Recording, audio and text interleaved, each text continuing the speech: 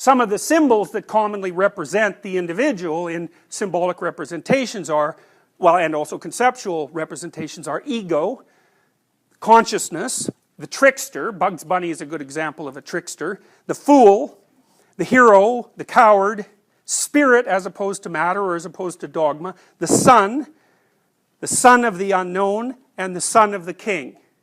So, and those are very, very common figures, and I'll walk you through some of that as we progress today. So, and then there's the figure of the adversary. So you see on the left-hand side there, you see Horus, who's the bird-headed god of Egypt, who I told you about, who represents the capacity to pay attention. Very important concept, because the Egyptians realized, and really it's brilliant, it is something modern people do not understand, because we tend to make rationality the highest god. That's not a good thing. That's a pathway to totalitarianism. What the Egyptians knew, but they only knew it in symbolic form, was it was the capacity to attend to things that in some sense was the highest psychological function. Because it's the capacity to pay attention that actually moves you beyond what you only know. And rationality tends to make, integral systems that are coherent, that are box-like, and then claim that they're absolutely right. Whereas attention is always looking beyond what you know. And attention is an unbelievably powerful force. That's why advertisers pay for it. That's why people demand it. That's why children can't live without it. That's why it's what you want from your friends and your family. You want them to pay attention to you. It's an unbelievably valuable resource. And so one of the things I always tell my clients, for example, if they're socially anxious, I say, look, pay more attention to the person you're talking to. If you really pay close attention to them, then the thoughts that are making you anxious will be suppressed. And because you're paying close attention to them, you'll match your movements to theirs, and you'll match your conversation to them, and then there's no reason for you to be socially anxious, because socially anxious people will go like this when they're talking. They don't want to look at you. Of course, how the hell can you engage anyone if you're not in a little dance with them? You can't, and a lot of it's nonverbal, it's physical, and it's embodied, and without paying attention, then you lose people. And you see this with speakers all the time too. They're in front of audiences. They have their paper and they're going like this. And usually they're talking like this too. And the logical thing to do in that case is like look at Facebook or get the hell out of there or something. But they're not paying attention to the audience. And so there's no power in the dynamic conversation at all.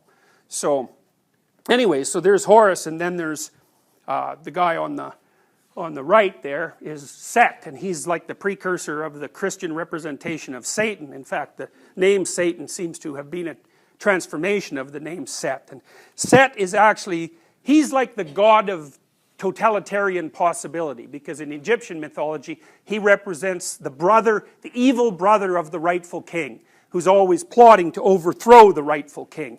And Horus is his natural enemy. And what this means, I tell you, man, it's really important.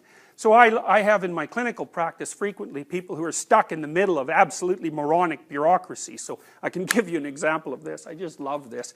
One of my clients who worked for a large corporation, who's a pretty sensible woman, she was being driven mad by the political correctness that had infected the organization. And she sent me a 32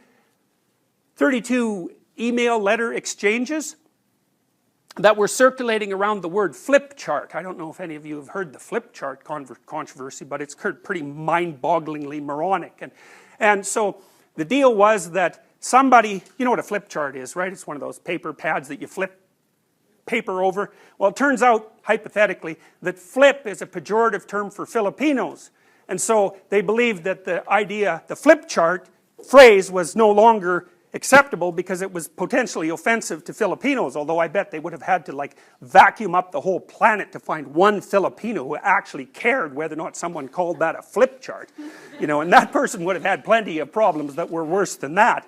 Anyway, there was like a 32 serious email exchanges about what terminology should be used instead of flip chart, so that's what people were doing instead of trying to actually have a life and do something useful. And it was driving her completely mad. They did rename them and made it made part of corporate policy that it was inappropriate to use the word flip chart. I don't remember what the hell they called them. Who knows? But the reason I'm telling you this story is a lot of you are going to find yourself embedded in bureaucracies. And and there's that for better or for worse. And one of the things that is going to happen to you is that people are going to ask you to do stupid and ridiculous things. And the fact that they're asking you to do stupid and ridiculous things is going to do three things to you. One is it'll warp you so that you'll pretend that you agree with it, and then eventually you will, and like good, so much for your soul. And then the other thing is that it'll demotivate you, because you'll think, why should I be like slaving away at this job when I'm being pecked to death by morons with stupid rules. And the third thing that it'll do is make you resentful and irritated, and that will also undermine your motivation and make your life miserable. And so you might think, well, what should you do about that? And the answer to that is, you should object at the earliest possible point, because first of all, you'll find that if you object to radical stupidity when it first emerges, you kind of make people aware of the fact that what they're doing is radically stupid, and they'll usually back off.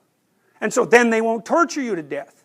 So, you have to take a risk, which is, oh no, what happens if I complain about this? But, it's another one of those situations where you're damned if you do and you're damned if you don't. So if you complain, that'll cause some trouble. Although usually it causes way less trouble than you'd think, because people are generally not very courageous. And if you push them with some strength when they're doing something absolutely moronic, they'll usually back off because they don't know what to do when they're being challenged. And then you won't have to put up with it for the rest of your life. And so why I'm telling you this is because all sorts of bureaucratic entities, corporations, government institutions, non-profit organizations, anything that's above a certain size, because it doesn't matter if it's government or corporate, it's all the same bloody foolishness when it gets too big, is like those things tend towards totalitarian structures. It's part of the innate danger that's associated with social organization. And so then you might say, well, how do you keep the enterprise that you're part of alive and dynamic, and also keep it a place that a sensible person who's got a proper orientation could stand to work? And the answer is, do not do things you know to be stupid. Stand up and say, look, that's dumb, I'm not doing it. And if they ask you why, then you can say, well, A, I think it's stupid. B, if I do it, I'm going to get irritated and resentful. And also, if I do it, it's going to decrease my motivation. So I'm not doing it. And then if they push you too hard, it's like, hey, it's time for a different job. And that might be the best thing that ever happened to you, because if the structure you're in is going in that direction, and you can't stop it, it's like, get the hell out of there and find something else. So it's not that hard to find a job when you already have a job. That's another thing to keep in mind too. Whenever you're working, and you will be, especially in the world of today where jobs are relatively uncertain, is you should always have an escape route planned. And it should be active, because if you don't have an escape route and you can't get away, you can't say no. And if you can't say no, you can't bargain, and if you can't bargain, you're a slave. So that's how the world is set out at the moment. It's probably always been like that, but it's something that you really need to know, because you got to watch. If your being is objecting to something that someone is forcing you to do, maybe you're right. Maybe you shouldn't be doing it. And lots of people end up living meaningless lives. And that's not a very good term, because there's no such thing as a meaningless life. Because one of the meanings of life is suffering. And there's no bloody way you're going to escape that. So you will not have a meaningless life. You'll have a life that's only suffering. And I wouldn't recommend that, because it'll make you one miserable creature, and plus you'll warp everyone around you because you'll be vengeful. So these things are really important. They're really important. So, all right, so the individual, as like culture and like nature, also has its negative element. Jung would call that the shadow. And we're going to discuss the shadow in some detail, because one of the things that Jung believed, and he kind of got this idea from Nietzsche, was that when you grow up, and maybe as a consequence of your temperament, you tend to think that some of your attributes are good and some of them are negative, So you make moral judgments about them, and fair enough. So, you might think, for the psychoanalysts, the two elements of human being that were commonly regarded as negative from a moral perspective were sexuality and aggression. But Jung's notion is that, well, you might be someone who's modest and careful and never causes any conflict, and then we might say, well, you're a well-socialized person. But Jung's point would be, yeah, but you got no power. You've got no power. And so people are just going to roll right over you. So you better dive into that morass of sexuality and aggression and pull out those powers and integrate them into your psyche so that you can use them consciously, because without that, you're harmless. But, you know, I don't think that's a very good ambition. You know, what do you want to be when you're 30? Well, I want to be harmless. It's like, you know, really, that's what you want to be? It's like you might as well not even be if that's your goal. So, you know, this dichotomy between the positive individual and the negative individual is very, very complex, because what's positive and what's negative is not obvious from the beginning, and arbitrary judgments don't help. It's very difficult for a given individual to look at themselves and say, well, what is it about me that's actually worth developing? Speaking of the Lexus, where did the 50 grand come to just drop? Oh, Cordy gave it to me for blowing away Cobain. Oh, I can't believe I just slipped up like that. Oh, God. And here's the greatest thing. I'll never be tried or convicted for the murders of Kurt Cobain or El Duce. Never. But I told Alan, my friend, who